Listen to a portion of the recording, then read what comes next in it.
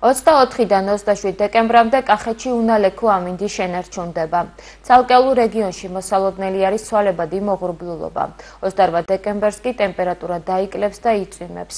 მეტეოროლოგების განმარტებით რეგიონში 29 დეკემბერს კვლავ გამოიტარებს.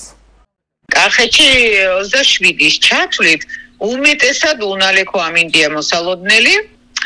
მინიმალური ტემპერატურა ღამით დაახლოებით -1+-2+3 ფარგლებში, ხოლო დღისით იქნება დაახლოებით 10-12 გრადუსი სითბო.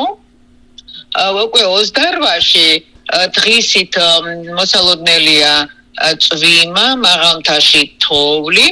29-ის ღამის საათებში იქროლებს დასავლეთის მიმართულების ქარი და 29-ში უკვე გამოიდარებს, უმეტესად უნალექო ამინდია მოსალოდნელი და ჰაერის ტემპერატურა ღამის შენარჩუნდება დაახლოებით 0-დან -1-დან +3 გრადუსამდე, ხოლო 28-ში არის მკვეთრი დაკლება ტემპერატურის დაახლოებით 7-8 გრადუსამდე, დღის მაქსიმალური იკლებს და 29-ში უკვე მოიმატებს 9-დან 11 გრადუსამდე.